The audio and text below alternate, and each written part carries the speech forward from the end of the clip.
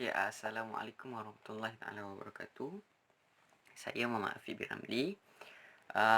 Berdasarkan program bicara buku di atas talian, saya ingin berkongsikan buku kegemaran saya sepanjang PKP, iaitu Perintah Kawalan Pergerakan di Rumah. Okey. Buku kegemaran saya adalah yang bertajuk Mengapa Rasulullah Tidak Pernah Sakit. Okey, buku ini ditulis oleh Dr. Adi Hashman. Okey. Dr. Adi Hashman ni merupakan pakar anestesiologi di unit perubatan di Anhas pada tahun 2004. Bekas. Okey. Buku ni diterbitkan pada tahun 2011. Okey, saya nak ceritakan bagaimana buku ni saya dapat. Buku ini dihadiahkan oleh Muhammad Syukri bin Rasdi, itu sahabat saya di sekolah menengah, menghadiahkan kepada saya waktu tu waktu tu adalah pertukaran hadiah di kelas, masa jamuan kelas lah. Okey, saya nak ceritakan sikit. Buku ini adalah menerangkan bagaimana tip-tip penjagaan kesihatan yang diambil berdasarkan kehidupan Rasulullah. Sebab tu ditulis mengapa Rasulullah tidak pernah sakit. Okey, tip-tip tersebut adalah merangkumi aktiviti seharian Rasulullah sepanjang kehidupan Rasulullah, walaupun Rasulullah ni seorang yang sibuk. Dalam urusan dia sibuk berdakwah, tidak pernah mempunyai masa lapang yang banyak lah macam kita kan. Okey. Sampai Rasulullah turut beribadah, tapi macam mana Rasulullah boleh jaga kesihatan Rasulullah? Diterang macam itulah. Contoh, berpuasa, apa kesan puasa? Baik untuk organ penghadaman, solat, teknik-teknik solat yang betul dapat dengan gerakan solat yang betul dapat menyihatkan sendi-sendi kita, membaik pulihkan sendi-sendi kita. Okey. Sebenarnya, tip-tip penjagaan berdasarkan aktiviti Rasulullah ni, ia sebenarnya telah membuat penyumbangan yang banyak dalam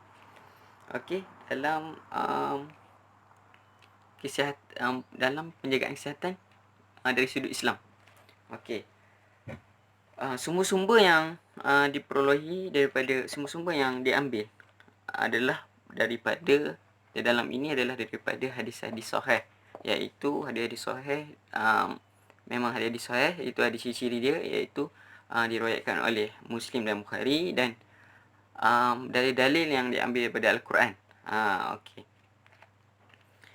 Apa yang kita dapat adalah dengan tip-tip yang kita ambil daripada penjagaan kesihatan daripada Rasulullah, kita dapat, pertama adalah kita dapat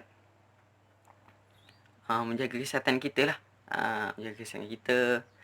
Yang kedua adalah dapat melakukan sunnah dia, dapat mengamalkan sunnah Rasulullah. Iaitu dengan mengamalkan sunnah Rasulullah dapat, insya-Allah, kalau kita betul-betul mengamalkan sunnah dia, kita betul-betul kasih kepada dia, syafaat Rasulullah akan jadi milik kita, insya-Allah. Sama-sama kita doakan. Itu dah sedikit perkongsian mengenai buku yang saya baca. Okey. Apa pun, stay at home. Okey. Baca buku. Sekian. Wabillahi taufiq wal hidayah. Assalamualaikum warahmatullahi taala wabarakatuh. Hari ini saya nak kongsikan satu novel yang sangat special buat saya, iaitu Mr. London, Miss Langkawi, karya Herna Diana, diterbitkan pada tahun 2013 oleh Alaf 21. Kenapa saya kata buku ni special? Sebabnya buku ni merupakan buku pertama yang saya baca, dan ia telah menjadikan saya tertarik untuk menjadikan membaca ni sebagai satu hobi. Itu sebabnya dia special buat saya. Okey. Buku Mr. London, Miss Langkawi ni mengisahkan seorang gadis yang tinggal di kampung bersama datuknya iaitu Liana dan sepupunya Mr. London lah, Aidil, yang balik daripada London dan tinggal bersama datuknya di kampung. Cerita ni memang lawak. Bila Liana dengan Aidil ni bertembung, selalu sangat bergaduh. Memang lucu lah mereka ni. Tapi at the same time, mereka ni ada simpan perasaan lah tapi tak mau tunjuk. Yang ni yang lawaknya.